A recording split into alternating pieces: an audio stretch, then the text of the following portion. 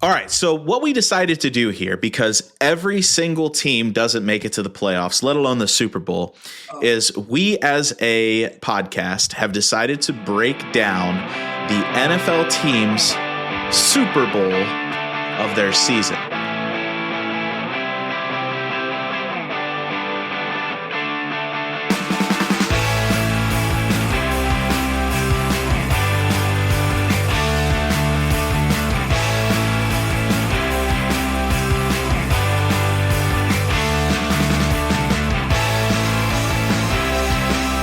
All right, part 2, NFC Super Bowls for the year.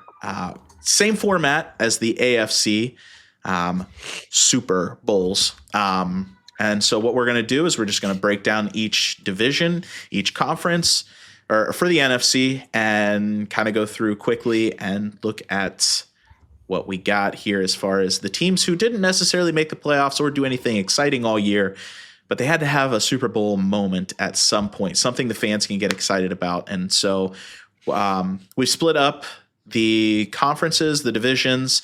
I gave Cooper the Lions, so he can kind of break down what he felt was his Super Bowl moment, and then Giovanni and I got the rest as far as the NFC. So I'm going to start with the NFC East. And we're going to go the worst team in the NFC East. We'll start with the Washington Commanders, the Commies, as some people call them. Redskins. That's no Clark. It's a no word. Okay. Anyway, my bad. Week 13, I have them against the Broncos. Now, if you guys remember or recall, I think this might be the only one on our list where I had to put a loss as their Super Bowl, but they had a terrible year. Yeah. The wins that they did have came against very poor opponents. And, you lose Jaden Daniels to several different injuries throughout the season. I would say that their game, Week 13 against the Broncos, that went into overtime was possibly one of, and I'm sure he's had better, but had to have been a career-saving game for Marcus Mariota. So that they put up 26 points against that defense. Marcus Mariota threw for 294 yards and rushed for 55.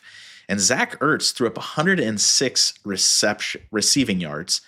Why that number is important is because that's the only time a receiver, any kind of receiver for the Commanders, broke 100 receiving yards that season. And I found that stat quite dumbfounding, actually. Concerning. That's Yes. That's bad. That's probably one of the worst team stats of the year, besides maybe the Jets not having an interception. Correct. On defense. Call. Yeah, on defense. Yeah. So I'll try and keep it positive here. I know I apologize to Washington Commanders fans. Your future's bright. I think that there's a lot of things coming down the road, and if Daniels can get healthy, that would make a big difference. But this season was a paradox from last year. They went from being in the NFC Championship game to earning a top 5 draft pick. It's the exact opposite of what it was last year. And I think the injuries did play a big factor, but there are some concerning sides of this. But yeah, this game, a 27-26 loss in overtime for the Commanders against, an AFC Championship level team. Was their Super Bowl. The New York Giants. This one was kind of fun to do. I think the Giants are going to be fun to watch. Jackson Dart, Cam Scatterbo. I think that they, Nico Collins. Not Nico Collins. Malik Neighbors. Malik Neighbors. I don't know why that one popped into my head. But I think they will be fun to watch from the offensive side of the ball. I think their defense is, they're building on the defense. It'll get better. But the Giants Week 6, this wasn't Dart's first game, but it was kind of the first one where he, the Bash Bros kind of kicked off. Started emerging. Yeah. So Week 6, they play the Eagles. They win 34-17. So defending Super Bowl champion, inter-division rival, Jackson Dart throws for 195 yards and a touchdown. Cam Scattaboo rushes for 98 yards and 3 touchdowns. And Wan'Dale Robinson catches 84 yards and a touchdown.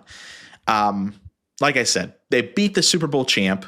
The Bash Bros have a coming out party. I mean, the internet goes crazy at that point. Everybody was talking about.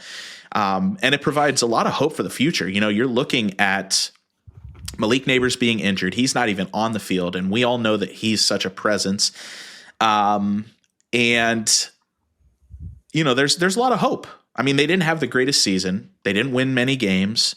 They went on a losing streak to end the season. But when you can compete with interdivision rivals and you have a young, talented offense, there's a lot of hope. So this was a big win for them. This was their Super Bowl for this year. Dallas, the Cowboys, Jerry's world, was also the Eagles. Okay, so week 11, they beat the Eagles 24-21. They stay relevant in the conversation with this win. And the Eagles at this point were starting to like backpedal. A lot of people were wondering if they would even make the playoffs.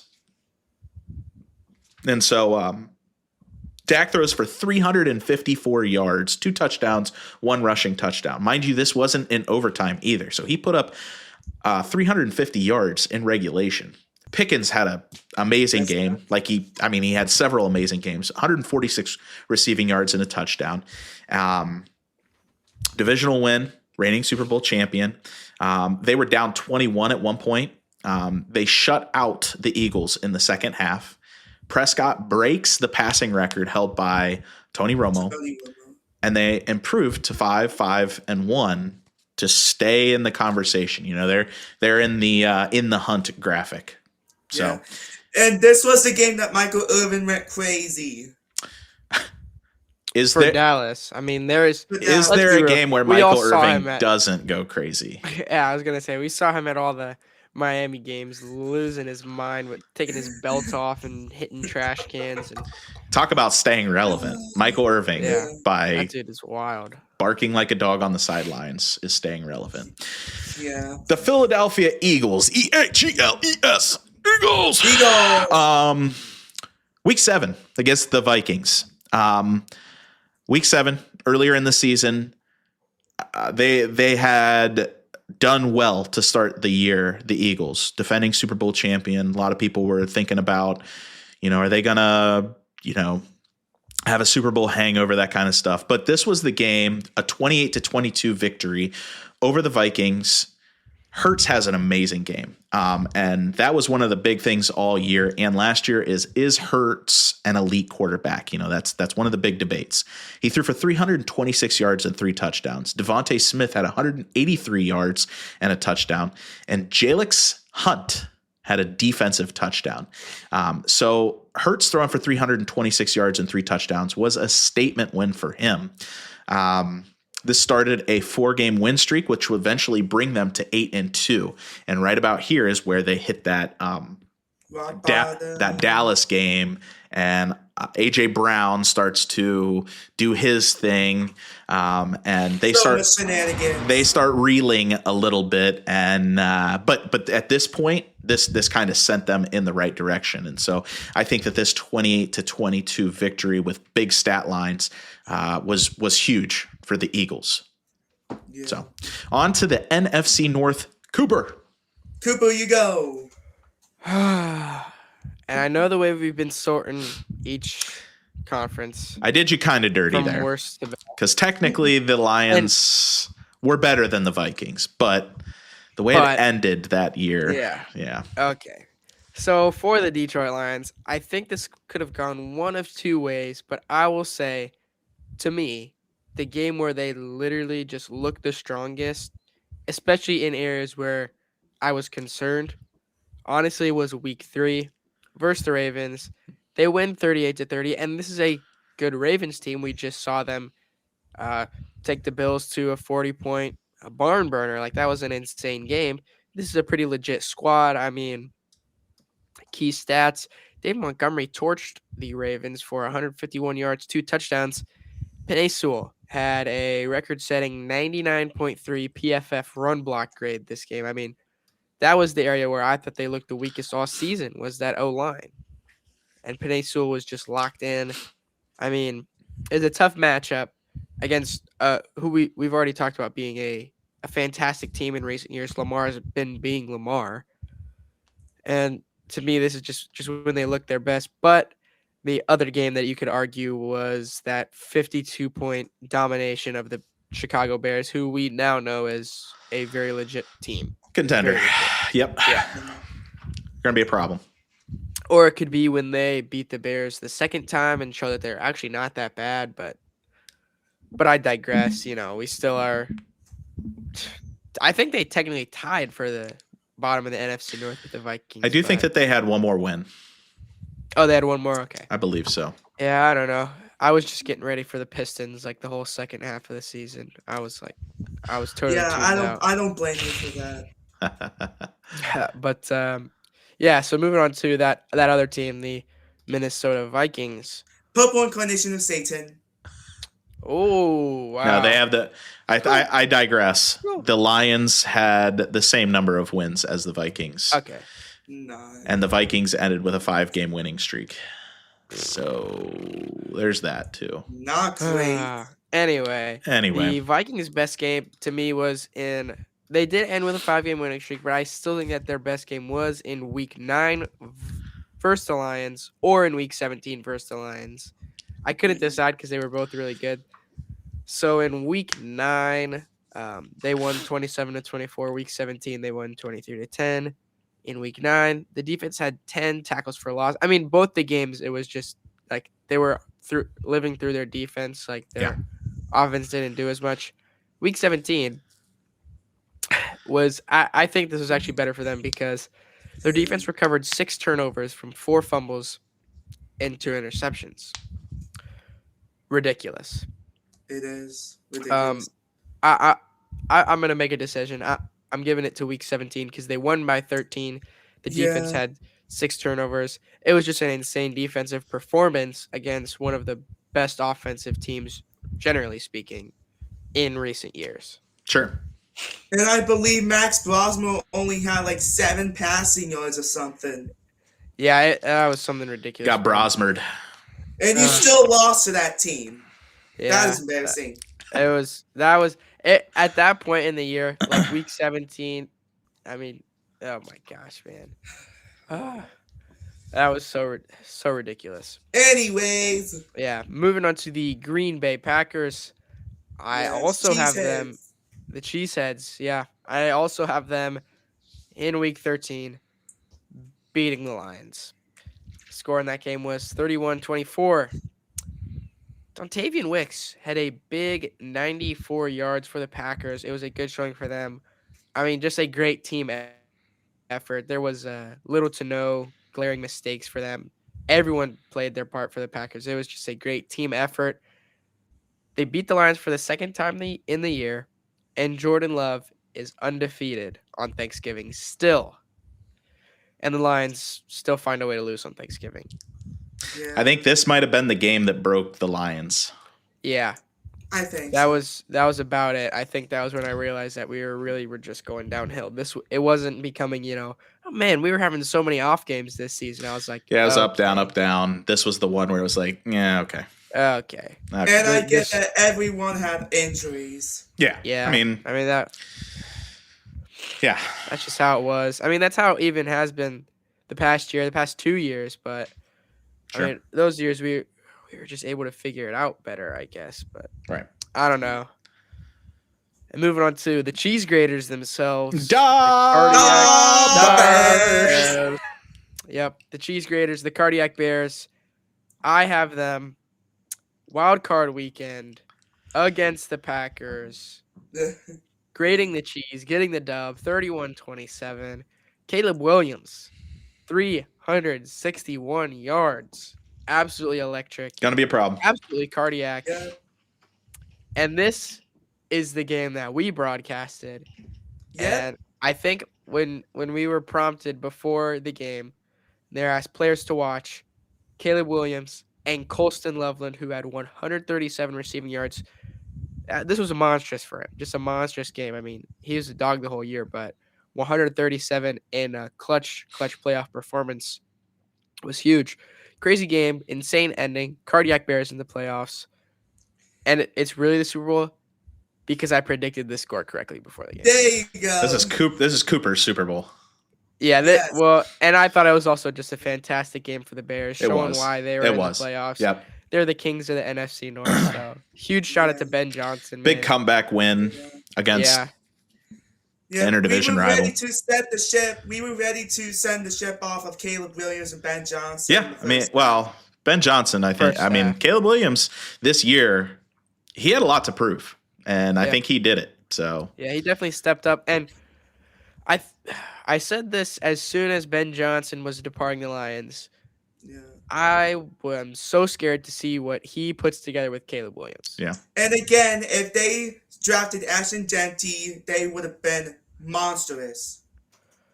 If Yeah. I would agree, but even still, what Ben Johnson did with DeAndre Swift, right. who was a guy who he already had because he played for the Lions, and then Cal Manungai. I mean, that was another two-headed monster. So yeah, Yeah. man, Right. huge shout out to Ben Johnson, bro. Oh my Alright. goodness. All right, Giovanni, All right, bring us down to NFC the South. time. South. All right, Saints, week 15. The opponent was the Panthers, winning 20-17. Tyler Shook, for the key stats, had 272 passing yards, threw for 1 touchdown. Chris Olave was a huge piece this year. Kept Olave out of the hospital. 85 receiving yards, so about a touchdown. And this why this was the Super Bowl, because this proved that Tyler Shook is a way better quarterback than Spencer Rattler. And they took down a really good Bryce Young-led Panthers team and Dave Canales. Yeah, Tyler Shook. I mean, he stepped up big time when they were moving Spencer Rattler out of there, and he's pretty unproven, but he had a few good performances. He might for be sure. a good bridge quarterback. I don't think he's going to Yeah. get him to the playoffs, but he'll Yeah. definitely, that team will cause Just problems. like Shador Sanders with the bridge quarterback. Yeah, that team will cause problems in the NFC South for sure. Yeah. I wouldn't Yeah. want to play them. Let's just put it that way. All right. All right, there you go. All right, Atlanta Falcons, Week 17 versus the Rams in Atlanta, beating 27-24. The Rams were playing for the number 1 seed. The Falcons were already eliminated from the playoffs, but still, they played really, really good. The key stats here was Coco Chains had 126 passing yards, and he threw for 1 touchdown. Bijan Robinson, though, he is a dog. 195 rushing yards, 1 receiving touchdown, and 1 rushing touchdown, 2 touchdowns total. And this why this was the Super Bowl, because they took down a great Rams team under Matthew Stafford and Sean McVay. And this was late to the season for the Falcons, but it was nice for the Falcons to upset a great team with the Rams. Yeah, this was a highlight reel game for Bijan Robinson. I mean, Yeah. I remember those 2 touchdowns were like, the one was like a 80-yard touchdown, wasn't it? Yeah. Yeah, I think one 80 was 80 and like one 80 was plus. 60. Yeah, it That was, I mean, ridiculous. and he was hitting cuts and it was crazy. And you look at that, and that's why Kirk Cousins only had 130 passing yards. He was a greatly successful game manager this game. And Well, I it think worked so the receiving touchdown was at the beginning of the game, and it just set the tone. And then the Falcons defense just showed up, and they just tore apart Yeah. Matt Stafford. And I think that's why, I mean, Kirk Cousins didn't have to do anything but just milk the clock the entire game, because Bijan Robinson and the defense just put the clamps down. By the way, Giovanni Schefter, this is kind of late, but Kirk Cousins is expected to be released from the Falcons. Be a big one. Mm. He'll go somewhere. Yeah. He's still Match back relevant. up with Stefanski, but Good. Yeah. All right. Anyways, Tampa Bay Buccaneers. So week 5 against the Seahawks in Seattle, beating the Seahawks 38-35. The key stats was Baker Mayfield baking cookies, had 379 passing yards, and he threw for 2 touchdowns. Emeka Buka former Ohio State Buckeye, got 163 receiving yards for 1 touchdown. And that's why this was the Super Bowl, because they took down a good Seahawks team under Sam Darnold and Mike McDonald. This was a huge game winner for Chase McLaughlin for the Buccaneers to upset Darnold's incredible performance with 4 tutties and only 1 pick. This was Baker Mayfield's best win of his career or Buccaneers uniform, and also Buccaneers' best win of the season in general. Yeah, I think so.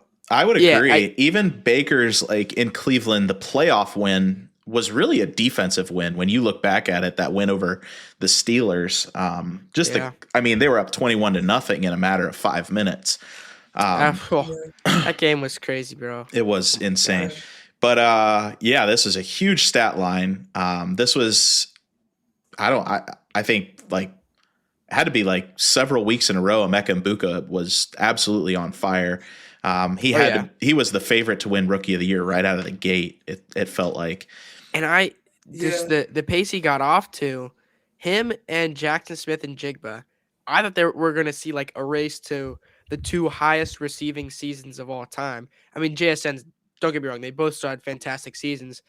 The Buccaneers, I mean, not only just Ibuka's start to the season, but the whole team. Like, I remember those first few weeks, and even in preseason, we were saying this is an NFC championship team. Yeah, and the injuries, bro. But we didn't know what Carolina was going to be, which we'll get into here in a minute. Yeah. Go ahead, Carolina. Carolina was good too. Carolina Panthers, Week 13 versus the Rams in Carolina. Upsetted the Rams 31-28. Bryce Young threw for 206 passing yards, and he threw for 2 tutties. Derek Brown, one of the defense's biggest, the team's best defensive player, Derek Brown, had only 1 sack. And that's why this was a Super Bowl, because this proved that Bryce Young is now the franchise quarterback for the future of the Carolina Panthers. And the Panthers took down a great Rams team under Matt Stafford and Sean McVay. Yeah, just like Caleb Williams, CJ Stroud, Bryce Young was in that category of you have a lot to prove, and he did it this year.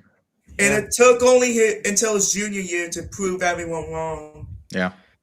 Yeah, he just locked in. And we kind of saw it at the end of last season. I mean, right. he was feeling himself, definitely. I just remember a few clips going around of him, like, throwing a touchdown and then turning around, like, no-look celebration. I mean, he was hitting that, like, flow state. But, I mean, Panthers were moving just differently this year with Bryce Young, Tet McMillan. Mm-hmm.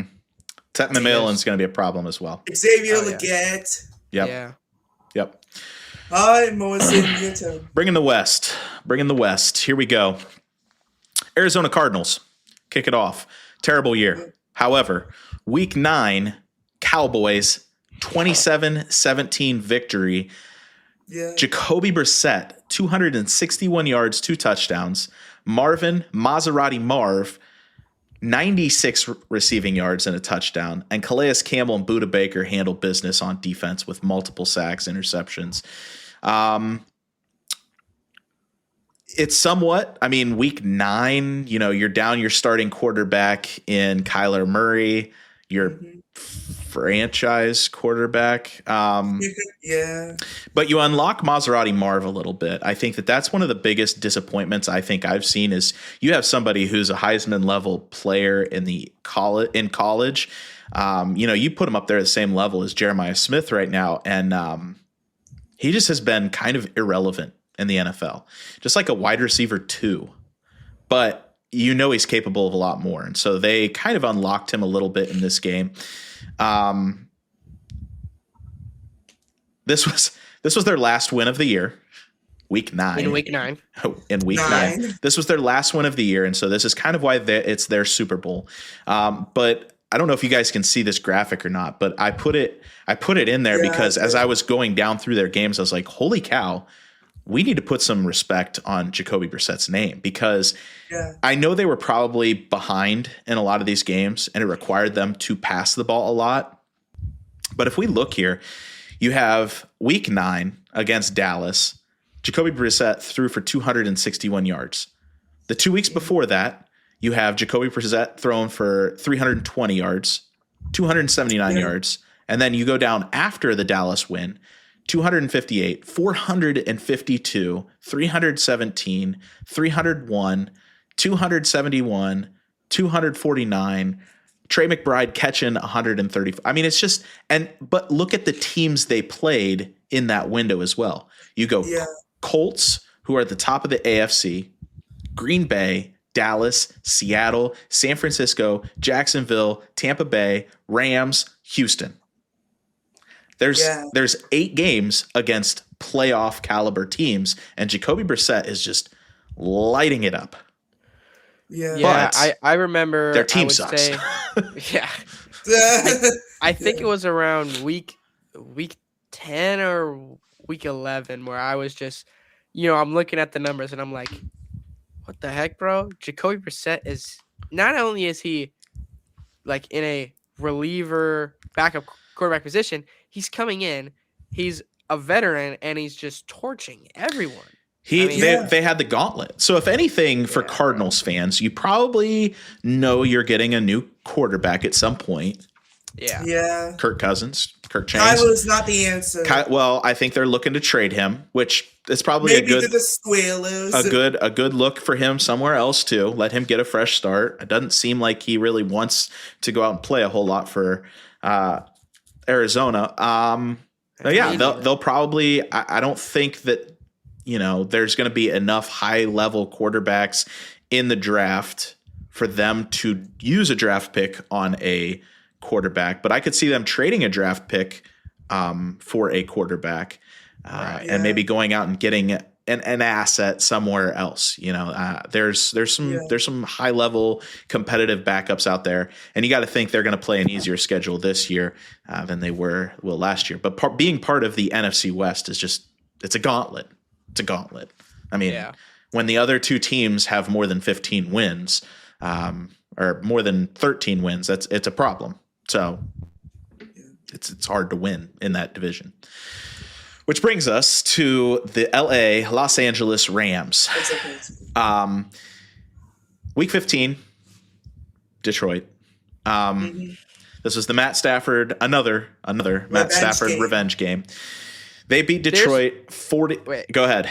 Before you go, I was going to say, there's been so many revenge games back and forth between the Rams and Lions in the past 3 years. It's just because a narrative. They got us back the first year. Matt Stafford wins the Super Bowl instantly. But then Lions, I think it's 2 years after the Super Bowl, Lions go to the playoffs, beat the Rams in the playoffs.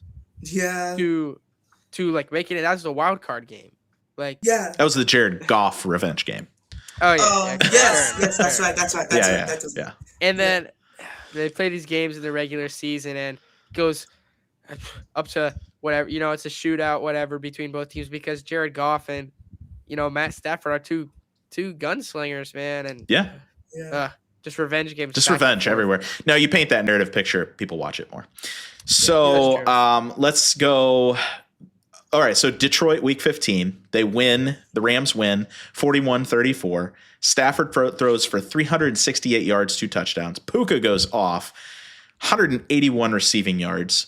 And he got injured at the end of the game, but not a serious injury. He did that a few times. He did this year too, where he'll go off and then at the end of the game twist his ankle, have to come out. Yeah, but he would be back in the next 2 weeks each time. Kyron Williams, 78 yards and 2 touchdowns. And Colby Parkinson kind of led this game with 84 yards and 2 touchdowns. This helped the Rams clinch a playoff spot. You got the Matt Stafford revenge game narrative. The only other one that I would say was the next week they played Seattle, and statistically, they absolutely went nuclear. Stafford had 457 passing yards, and Puka had 225 receiving yards. I didn't put that one in there because they lost in overtime. That game was ridiculous. We'll get to that. Oh, that was an epic game. Yeah, we'll get into that. I have that showcased here coming up. San Francisco 49ers. We have Yeah. week 5 again against the Rams. They win an overtime classic, 26-23. Mac Daddy Jones Yeah. throws for 342 yards and 2 touchdowns. The backup quarterback. This is where you put a lot of love on Kyle Shanahan because Yeah. it doesn't matter who you plug in. You could plug in Mr. Irrelevant and he could become a franchise quarterback, or you could pick some guy up off the streets from a has-been of the New England Patriots, plug him in, and he's going to be a relevant quarterback. Mac Jones, 342 yards, 2 touchdowns. Kendrick Bourne, 142 receiving yards. And Christian McCaffrey, who racked up somewhere around 130, 142, 139 all-purpose yards and a touchdown. And that's what he did all year. I mean, he was basically a receiver. Right. You line him up in the receiving yards, backfield. You read the defense. You either run him up in the middle or you pop him out, put him into block. Like that's where that offense is so dangerous, and I love to watch that. Yeah, I remember looking at his stat. I don't know if he finished the season this high on both, but I saw a stat that at some point nearer the end of the season, he was top 10 in rushing yards and top 10 in receiving yards, which is ridiculous. It's ridiculous. That's insane. Yeah, and this win came despite not having Kittle. Their Pro Bowl, All Pro. I'm going to stop referring to Pro Bowl players because they're passing those out like a honorable mention trophy. Yeah. Kittle, their All Pro tight end. Brandon Ayuk, who knows where he was. And then, he's going to Guantanamo Bay. And then Brock Purdy was also out. So their offense looked completely different from the start of the year, but still managed to beat the Rams, who we know are a strong playoff team. And Mac Jones, all throughout that middle of the season when Purdy was out, I mean, the 49ers were finding every which way to win those games. Amazing. With Mac Jones. Yep. It was insane. Amazing. It's amazing that their backup quarterback can come in and still win 13 games in the season. It's insane. Crazy. All right, last one, boys. Seattle Seahawks. Seahawks. Now, congratulations to them for making the Super Bowl. Sam Darnold has proved a lot of people wrong. I don't know all if those he's haters up in Minnesota. All them haters. I mean, Minnesota's got to be kicking themselves for letting those 2 quarterbacks go. Or punch in the air. Punching snow, maybe. Punching snow. Week 16 against Week 16. So we're nearing the playoffs here. Yeah. Against the Rams, who those 2 were competing for the number 1 seed in the NFC. Walk-off win in overtime, 38-37. Walk-off not on a field goal, on a 2-point conversion. Key stat leaders, Sam Darnold threw for 270 yards and 2 touchdowns. Smith and Jigba, 96 receiving yards and a touchdown. Kenneth Walker, 100 yards rushing and a touchdown. And Rashid Shaheed, huge trade, huge punt return. Yep. What a clutch pickup by them. Just putting a little pressure on the special teams. And then, like I said, the clutch 2-point conversion to Jackson Smith and Jigba for the win. Oh. Now, 16-point comeback to win this game. At one point, the win probability was 98.8 for the Rams and that was with about 10 minutes to go in the fourth quarter. So at one point, Sam Darnold throws an interception with 10 minutes to go in the fourth quarter, down 16. Yeah. You would have thought that the game was over. They come back, they tie it up. It's over. They tie it up. They go into overtime. They walk it off, and that helps them improve to 12-13. I'm sorry, 12-3 in the NFC or overall, and take the NFC crown for that week. So on to the Super Bowl, the actual Super Bowl for them. I still cannot believe the Super Bowl matchup that we're looking at. This is probably the Mickey Mouse Super Bowl ever. After what we've seen for like the past 5 seasons of just Chiefs versus Niners and Eagles, basically. Don't even know what to think. And we're back to 2016, by the way. Yeah, we're literally back to 2016. You look at it, and both of these teams, I mean, we told you at the beginning of the season, the Patriots would be are going to be better. good, but I don't know how many people would have said, you know what, judging by these past few seasons, Super Bowl, I got the Patriots versus the Seahawks. Right. Like, that's insane. They No. basically both Correct. came out of nowhere. This Correct. prediction is probably like a Mickey Mouse Super Bowl ever. Yeah, Correct. I think that it's as far back crazy. as I can go in our power rankings, we had Oh boy. the Seahawks as exciting. large. They weren't even in the playoffs. Yeah, at large. And the Patriots we had as good, I guess. And I'm sure a lot of that had to do with the Patriots losing to the Raiders in week 1 and the Seahawks, trying to do something with Sam Darnold, right? So Yeah, and it was I was gonna say I think later in the season we had the Patriots up to that number 1, those higher spots. But at the beginning it was Colts. I know we were high on the Buccaneers. I was high on the Buccaneers, and then We were all everything high on fell the apart. Buccaneers. Buccaneers had Yeah. a lot of big wins there in the first 10 weeks. Big And wins. also Everything- some key injuries. And then some key Yeah. injuries. and then they fell apart. But like, I don't know, man. It's gonna be fun to watch for sure because I love the Seahawks. I love the Patriots, and they're definitely more likable than they were when you look at them Yeah. in 26, like back in the day. what Yeah, we say. I can handle rooting for Vrabel. It's not Belichick. Yeah. I can handle Drake May. I can handle Drake May. Yeah. And I can handle Seattle too. It's not Russell yeah. Wilson. Yeah. It's not Richard Sherman. It's not I've Pete always Carroll. liked Seattle. Yeah. Yeah. So Marshawn I Lynch. haven't. Two mics in the two mics in the Super Bowl, by the way. Mike and Mike. Yeah. So Yeah. well, all right, boys. That wraps up our Also- every team's Super Bowl. Also, I don't know if we'll be back here next week. Are we gonna do Super Bowl predictions at all? We'll see. We'll see if we can.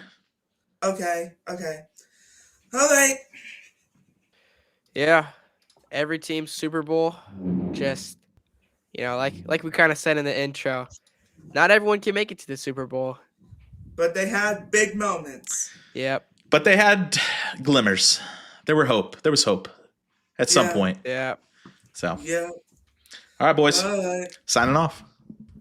Subscribe to Ohio Sportscast just so you can watch Giovanni Schefter, breaking news and the updates. Subscribe to Top Gun Podcast. Subscribe to Coop Dog Sports. Subscribe to Smee Sports. Subscribe to famous YouTuber Tom Grossi. And subscribe to Deska Sports. And also, it's not about being right, it's about sounding confident. That's right, Giovanni.